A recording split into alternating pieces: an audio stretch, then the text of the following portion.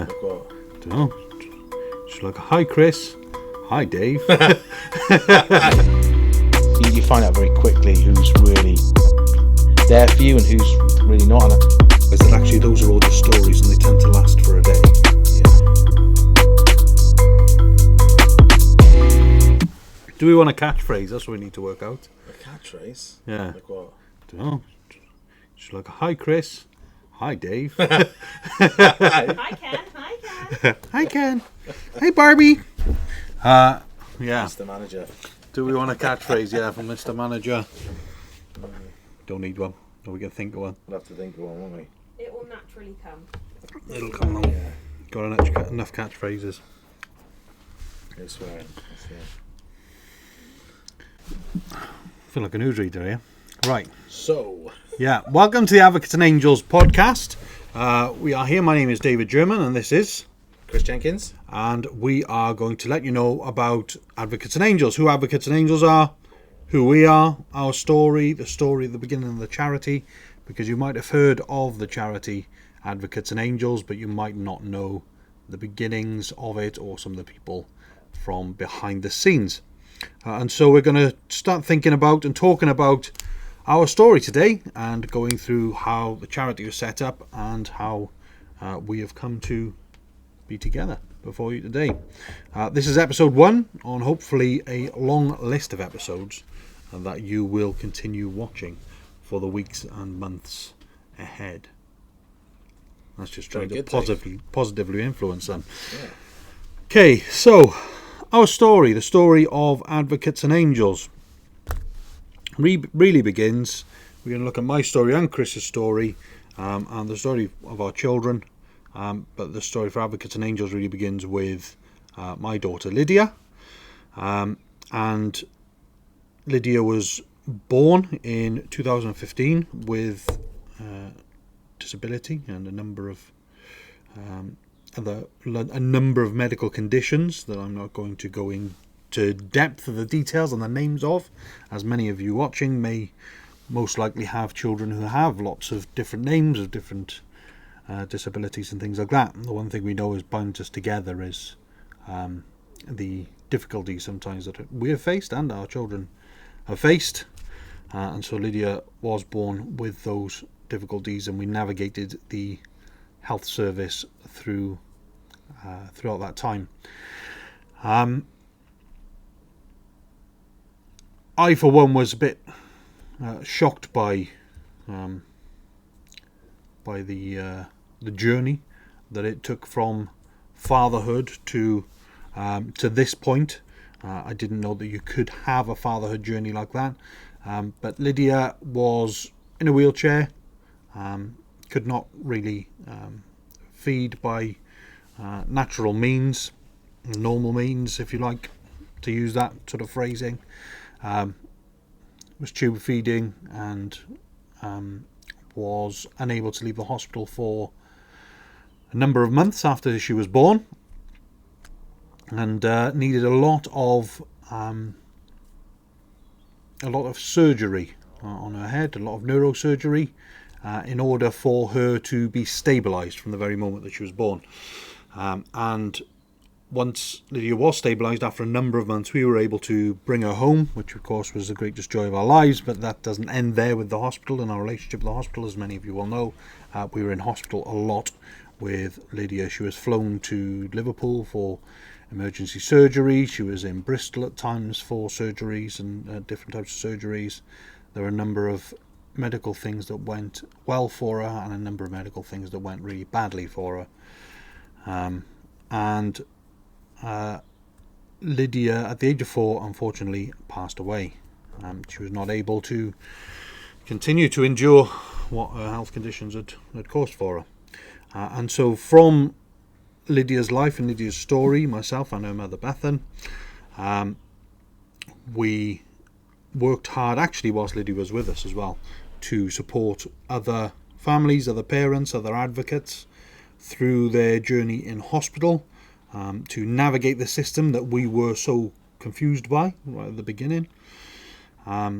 And so Advocates and Angels was born and then became an official registered charity as we had the time more time to be able to do it after our caring duties for Lydia were no longer taking up most of our time. So Advocates and Angels has really gone from strength to strength, become registered as a charity, and is in all of the hospitals in Wales with intensive care unit for paediatrics, and supporting advocates and parents in those situations across Wales, and now branching further and further into England. So you can see some maps up there that we've got on the wall where the charity are trying to reach further and further into helping advocates across the country. Excellent. Yeah. So that's Lydia's story, which really led to the story of Advocates and Angels. And of course, you can find out more about the charity on the website, advocatesandangels.com. So that's our story in a sense. Chris, would you be happy to share some of your story? Yeah, so My son Joey, he's going to turn 12 in the next couple of months, which is crazy, really, from what happened when he was, very young. Joey was born in 2013, and we thought everything was fine. But sort of a few months into his life, he started having some difficulties. We potentially thought that there was some blindness there because he was quite glassy-eyed, sort of staring into space. Sort of typical sort of health workers just say, "Oh, everything's fine. He's a boy. He's lazy." So didn't sort of start going into any sort of investigation until sort of a few months later. Went to actually see a neurologist privately, who ended up being his NHS neurologist, to accelerate some sort of look into what was going on. But then unfortunately, when he was 9 months old, he had a massive grand mal seizure and was blue lighted into hospital, intubated, and that's where what I call a nightmare really started to begin. They didn't know what had happened, and they gave him a very sort of light touch on epilepsy medicines, just in case he had epilepsy. Sent him home, and then 3 weeks later, it happened, but even worse. So rushed in hospital, intubated again, and literally from that day forward, everything sort of the whole world's got turned upside down. Loads of investigations, loads of different people sort of getting involved and thinking about what it could potentially be, and there was loads of different syndromes thrown out there, loads of different diseases, and I frantically was googling and searching and trying to become a doctor overnight, which it was tough because from every week there seemed to be something new for me to investigate, and then it got dismissed.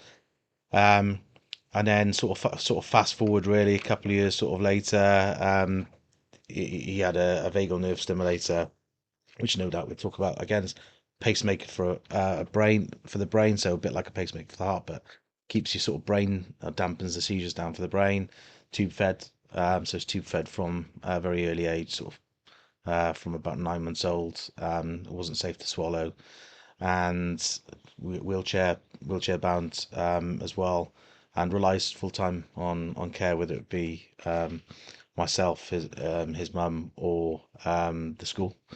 So the first 3 years of his life was just a blur, really. It was in and out of hospital, blue lights, weeks on end, constantly going back and forth, relying on my parents to look after my eldest, and went to Great Ormond Street, where they basically said, "We've never seen anything like the condition he's got, and we're going to palliative care him," and that's that.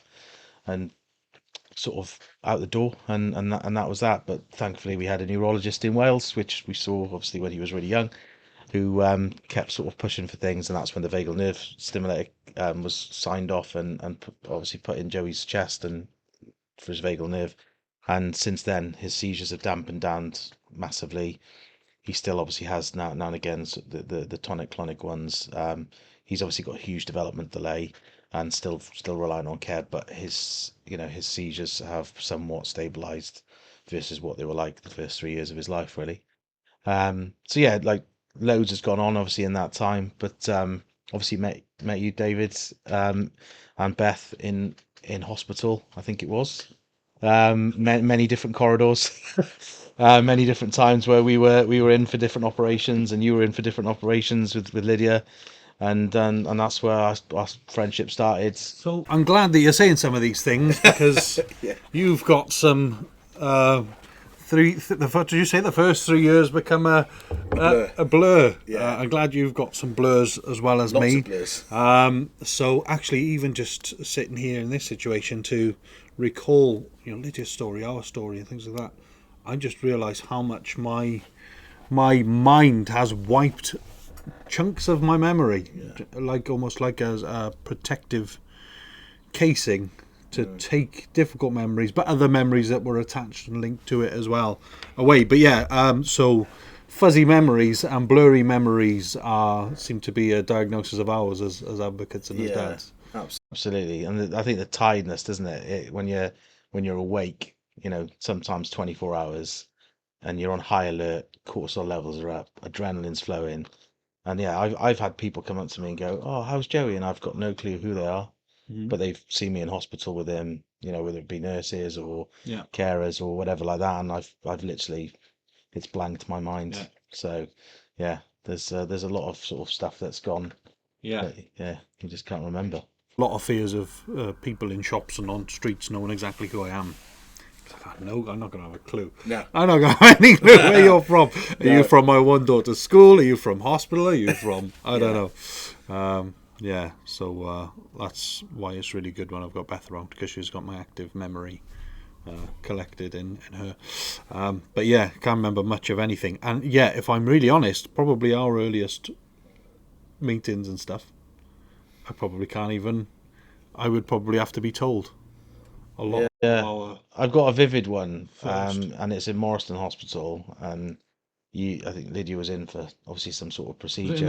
Yeah, It's the first one I remember. yeah, and that's the one I remember as well. And I met you and Beth. I was thinking I was just walking down. You were walking with Lydia, and that was and I think we're trying to put the worlds to right in the corridor about how no department speaks to any other department, and how we have to be the link and the conduit link between everything, and how exhausting that was.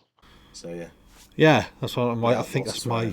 We definitely knew you very, very well by that point. But for me, that's my earliest memory. That's my earliest memory. Is it? Yeah. Oh, that's okay Yeah, then. yeah, I'm not yeah. entirely. Because we'd obviously met previously, but that was one of the earliest memories. That's all right Yeah. then. Okay, yeah, because I was going to say that, and that might be your answer. So obviously, with Joey and with his diagnosis and everything you did, just asking in terms of your story, in terms of navigating from, I suppose, maybe we all lived in a world at some point where we'd heard about children who had disabilities, Yeah. and families who had this situation, but it didn't affect us, but we knew about it. So when you've gone from that to then becoming the person who actually, and the dad who is involved with your child and your family being in this, what's your, going from the, I suppose, the moment of blissful ignorance to being involved in it, what's your biggest surprise, you would say, from being in? I think the biggest surprise has got to be the fact that the various different medical departments just don't talk to each other as much as you think they would. You'd think that the flow of communication would naturally happen between, whether it be optometry, orthotics, all these words I never even knew like existed, obviously like 12 years ago, to neurology and all that sort of stuff, to the care plans and all that. It's just, it was just a big shock really to realize that there was a lot of red tape going on, and how complicated things were, and obviously even I suppose the bigger shock for me was, I thought I knew my son wasn't obviously well, or sorry, he was unwell, and there was no diagnosis, and it took 8 years for him to be diagnosed with something that is now sort of getting a little bit more known around the world, but there's still only 12 families that we are aware of that have got this sort of type of gene mutation, as they call it. It's called VPS4A, just for everyone to Google, and there's not much research around it. So yeah, there was and then it's like once that happened, it was there was still sort of like, well, nothing really changes, because just because you've got some form of diagnosis, it still carries on as it is, and there's no cure. So that was the biggest shock for me, actually, was the no cure piece. You think that if someone's unwell, you can have someone fix, and that was really hard to take. Yeah. How about yourself? Yeah, probably was that. I suppose you do think, and I've come to realise how much of a safety net, as certainly British people that we have, that the NHS exists. And I've also seen people, when you do point out the frailties, if you like, of the NHS, that they become very. It's almost like you've made an attack on them because it's their safety net. You're cutting holes in their safety net. No, they're supposed to be there. They're supposed to have everything in hand. I don't need them now, but the day I do need them, they're going to have everything sorted out and a functional saviour, if you like. And you're cutting holes in their safety net if you point out that there's frailties there. But yeah, that was certainly a big surprise. But for me, and I'm just saying that because we're doing this for Advocates and Angels charity, but I think I was in a blissful ignorance of thinking there's so much support that's going to appear, and that there are so many charities and so many people and so many things dedicated to the people who are living those lives that they're not going to have to worry about anything for the rest of their lives. And as much as it's wonderful to see all of the stories of, not naming any particular brands, of course, but where we see stories of gone, well, they've it's hard not to say it, they've made somebody's desires come true, shall we say. Where essentially, you've taken this child and gone, oh, well, they wanted to go to Florida on holiday, and wonderful, and we see the pictures of that and the stories of that and go, wow, there must be so much support around them fulfilling all of their desires and helping them in the day-to-day, and helping that you come to realise that actually those are all just stories, and they tend to last for a day. Yeah. The being sent here or having this great desire or wish come true, those are then made into a story, but the actual event took a day or a week. Yeah. But in the day-to-day, there isn't a great deal of support. No. There isn't. There aren't these arms that are going to come around you and go, we know you don't know what you're doing. Let us help you. Let us show you. I think that was the biggest surprise for me. Yeah. I was trying to sort of navigate that and just go, well, nobody's helping here. What's going on? Yeah. What on earth? How are we supposed to do this on our own? Yeah. This is crazy. So they're kind of the same surprises. It's just that there's the support and the linking purely from the health system, and then from those outside who claim to be such great helps. Sometimes it's not necessarily there, and you've got to muck in yourself. Yeah, you've got to hunt things down. Yeah, you've got to get in there day by day. You're the one doing it. You are the advocate. No one else is going to be the advocate for you. Yeah. Okay, on a more positive, bright note. Yeah. Your biggest supports in that. So I tend to find, I don't know about you, but and then talking to other people, you tend to find that there is that, rather than being positive, it usually starts off obviously with the diagnosis as a shock. Yeah. And as you say, some of the things where you're going, this is incurable, and this, how do you deal with that? There is no way to deal with that. You've kind of just got to pick that up and carry it now. It's another thing you're carrying. So I feel like no matter what, because of what obviously is like a cliff drop, your heart just drops and you're facing this stuff. But I think there's a further drop when you find out actually nobody's coming to help either.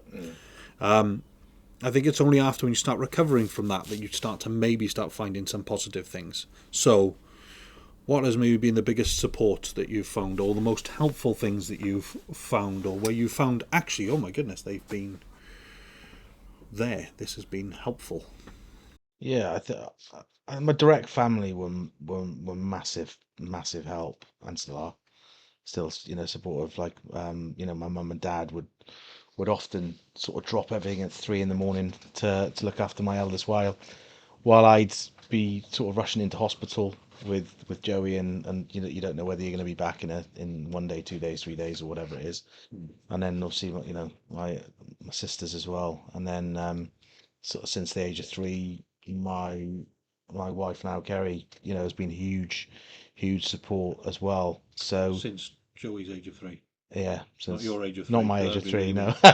really- So yeah. And I suppose the impact of friendships as well. and new friendships. So like, obviously, we hadn't met each other until obviously our children were poorly. And yeah, and other friends in your life disappear because they just can't cope with it. So they just almost do one. But you find out very quickly who's really there for you and who's really not. And I suppose that's quite a cathartic cull. Yeah. Cull. Yeah. Yeah, This is our positive ending. Gives us a cull. yeah, and who's there for you. So yeah, and I've Dr. Thomas with Joey was like, he was Joey's massive advocate. He never gave up. Great Ormond Street wrote him off, and then Dr. Thomas was like, no, I'm going to do something, and I'm going to roll of the dice, and that sort of really helped him. So I think seeing people who didn't, of course they're in the medical profession and they have to sort of try and help, but actually going over and above Yeah. what they really needed to was great. So yeah, I think that's probably sort of the main support for me. But what about yourself? Yeah, I think to look at probably when we do future episodes a bit more of Yeah. what a difference a medical person makes or can make or doesn't make, depending on their Exactly. But yeah, biggest support would be my wife, Bethany. Yeah, having that sort of solid foundation with each other, we found much more ways that we bounce off one another, whereby you always do in relationships, don't you? Find that I'm stronger here, but you're stronger there. Women are sort of stronger and better at looking after things and making sure things are done and making sure things are on time, and we take the rubbish out. So we all have our strengths, but when you go into hospital, obviously all of that gets magnified. Everything in the hospital seems to be magnified. Everything in caring and being an advocate seems to be magnified. And so there were times where actually, no, I need to be strong in this part because she's collapsing, and then she knew that she needed to be strong in this part because I'm collapsing. And actually, it wasn't just I'm better at this or you're better at that. It was sink or swim. You can't paddle anymore currently, so I'm going to have to paddle for the next 2 hours. I'm completely knackered. Yeah. But you need me to do this now. And that always switches. There's never one to the other. It's always... And so that support, and Lydia's sister Caitlin, my other biggest support, is the strength and positivity that she has, and also being able to see through her how other children, and Caitlin has not got disabilities and things in the same level or anything, able-bodied and everything else, but the way that she perceived the situation, the way she perceived Lydia and everything else with such just positivity, and it just being life, and it just being adaptation. This is how it is, but this is my sister, and this is how we keep, and still smiling and singing every day. Sometimes when I'm like tired and short and wanted to go, just stop singing. Actually, I love that she's still singing, because actually that is going, no, there's still something to sing about. What was she singing then? Yeah, I couldn't narrow it down. I don't think you'd have a Spotify big enough to carry the songs that Caitlin is singing.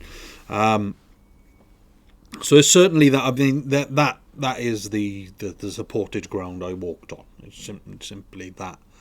But like you say, of the cull, of the filtering of friends, actually not many survive. Not many survive that friendship filtering. Even the ones that seem like they might at the beginning, and they eventually sort of drop away because it's just not. It's not as fun coming around your house anymore. You're not doing as many fun things anymore. You just haven't got the time to be doing that. And then they don't know how to talk to you either about the situation. Certainly once when we lost Lydia, they had no idea what to say. So they never came and said anything. Actually, I didn't need them to say anything. Just turn up. But when they fall away, like you say, you see the strength of ones that come forward. And to be perfectly honest, on the most part, what you're left with is other advocates, other dads who've been there, because they've lost all their friends as well. so that's pretty good. But also, they simply know what's going on. They know what you're going through. They also know I don't need you to say anything. I don't think me and you have ever had all that much of a heartfelt, sobby sort of like where I've become a counsellor or you've become a professional counsellor. I don't think we've ever even really delved into too many things where we felt we've had to be over emotional or anything. And I feel like that's what people who don't know how to navigate this are running away from. But actually, I'm not looking for that from you. There's other people in my life who are a lot closer who I could talk to about those things if I need to. But actually, I just need you to just turn up and do what you did before. That's what I'm missing. That I need things to be somewhat normal. All right, I might only see you once in a couple of months rather than once a month like I did before. Just need you to turn up and be normal. So the biggest supports probably were in finding, like you say, new people, new guys who had been in this storm, and you then gained friends who were able to ride the storm with you. Yeah. I think it's important though, if there's people are listening to this who've got friends who are going through this, just like you said, just be there. Just you don't have to, be the counsellor. You can say, let's go watch the football for 2 hours, or let's go down and have a game of pool, or whatever it is. It doesn't have to be a big gesture. Yeah. And I suppose what I've sort of navigated it through my life. I've got friends, and I almost got like different roles for them. It's like they've got different roles for me. I know that people who aren't going through the same situation as me, they're never going to fully understand it. So I will never have a deep and meaningful discussion or anything about it. But if they go down the pub with me for a couple of hours, happy days. And that's I think. You don't I've had a couple of friends who just literally just were like, no, I can't deal with this, I'm gone. And I know people that we know are the same, and it's just disappointing more than anything. But you can take the positives from it because you find out who's really valuable and who's not. Just chop it off the weekend. Yeah. But it's like it's interesting. Just come and if there's been an incident, if the child's been particularly unwell, something's happened, I'm really sorry to hear that happened. Then from that point, work up whatever you talked about before. Do that again. Come and talk to me about football. Yeah. Come and talk to me about games, gaming, whatever it is we used to talk about before. Yeah. What did we do before? Do that again. That's it. Simple Absolutely. as that. You don't have to become a counsellor or anything special overnight. But yeah, it probably does help to weed out those who maybe weren't all that invested in the first place sometimes. So obviously we've linked together. We're doing this this VOD. I'm not even sure what you call it. I've seen some places the word vodcast. Oh, right. Which means video podcast. But I don't know if that's just a bit trendy. Yeah. Video podcast, vodcast. Obviously we're doing this to bring people into the world to some degree that we've created, and you and myself, we've done a lot of things together. We've had a lot of laughs and a lot of different activities and a lot of meeting people, and you met people that I know, and I've met people that you know as well, expanding that sort of group. And we've got our advocates group, and we work in a we sort of work together on a dad's group and a football team for the charity Advocate FC. Giving them a shout out. Advocate, 100% manager record. When I'm not there, they lose. Yes, absolutely. So we were losing all of our matches. Then Chris had a debut playing for Advocate FC. How long did that last? 3 minutes. 3 minutes? Why did that last 3 minutes, Chris? I didn't warm up and my hamstring went. Warming up, was it? Yeah. We were lacking a warm up and the old hamstring went. Yeah, I was found out. Yeah.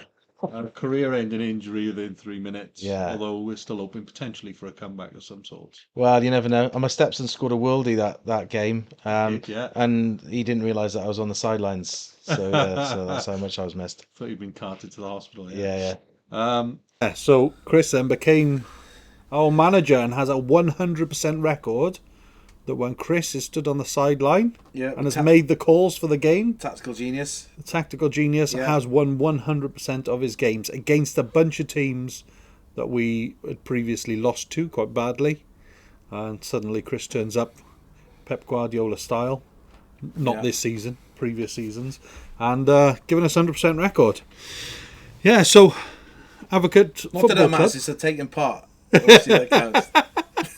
Absolutely. Yes, all of that said, We are supporting dads coming along. It's not all about winning, it's all about the dads. And if we're having a laugh and having a good time, we are winning. Absolutely. But Chris does want to protect his 100% record, so try your best if you do come along. Dads that are out there and you want to join a football team or whatever else, and you need some guys, basically, to link to, then yeah, you are welcome to come along as well. That's all information on Advocates and Angels available. What else have we done?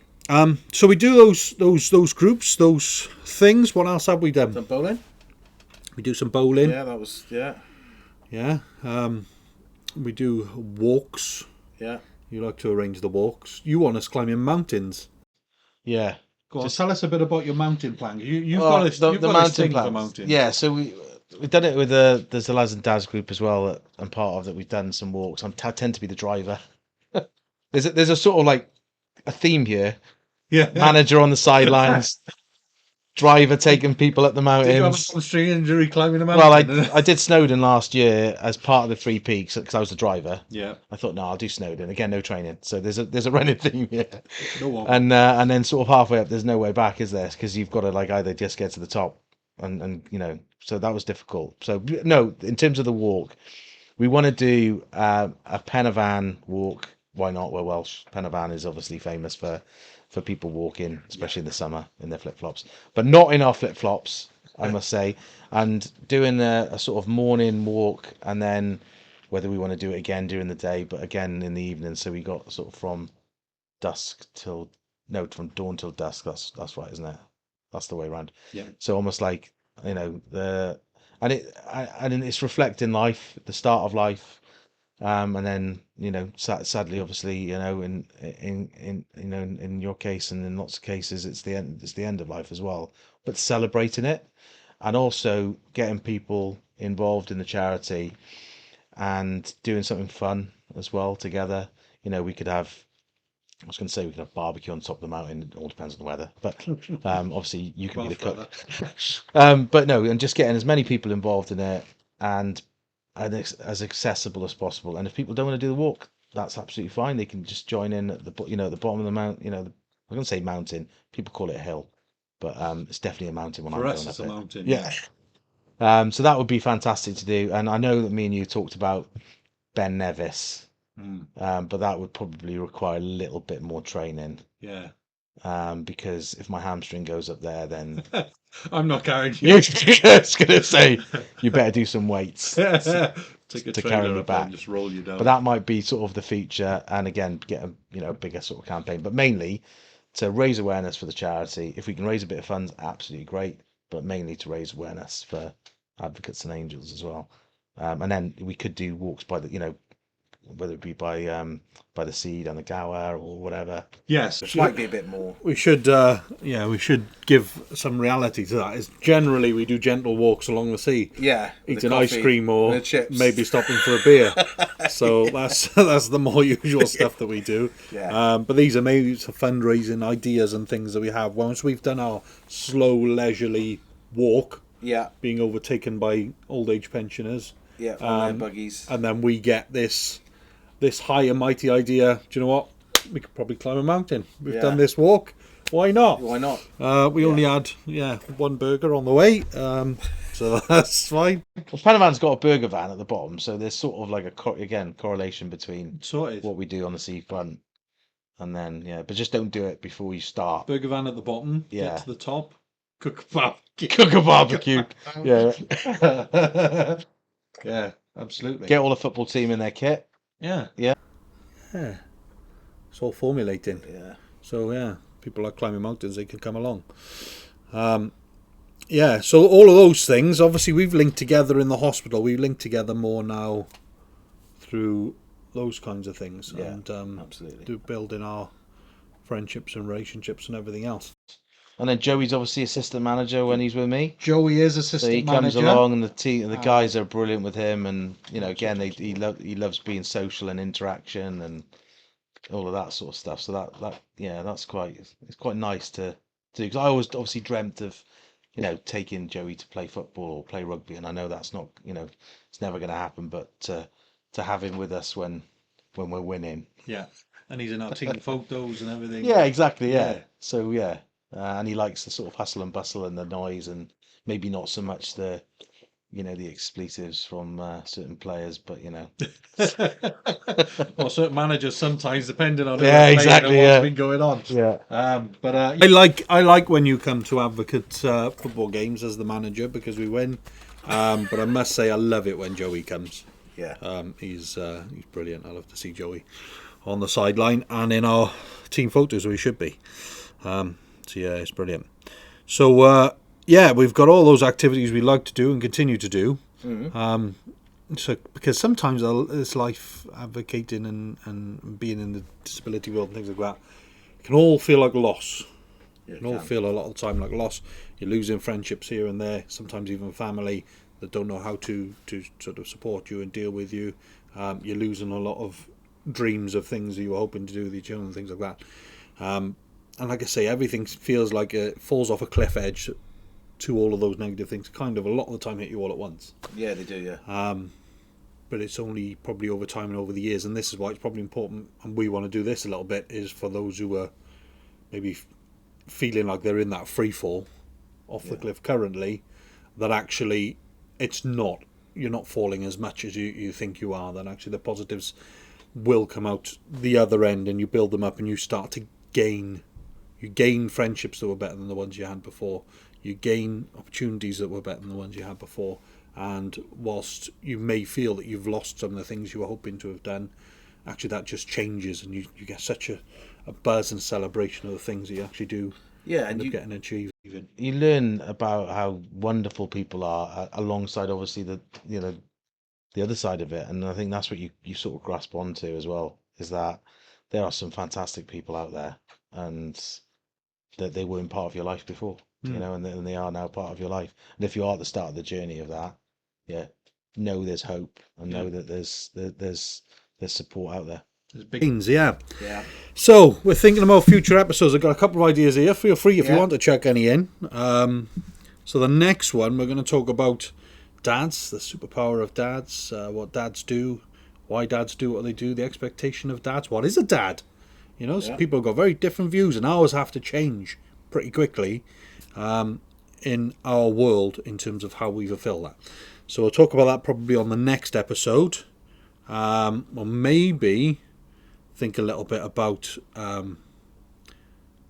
little touch maybe on some relationships. How does living this life then sort of affect having relationships as an advocate, as a dad, as a carer as well? Raising a super kid, the things you do with your kids, like you're saying, taking Joey to the football and all these sorts of things.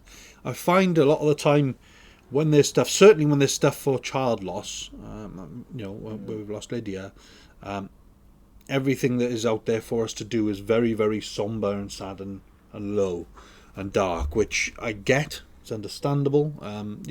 Nobody's sadder about it than me, but there are some times where it's like I don't need to be reminded to be sad and for things to be somber, and so actually doing something great, and actually the things you can do with your kids, for your kids, or even the things that we can do sometimes to live with the memory and the spirit of your child as well.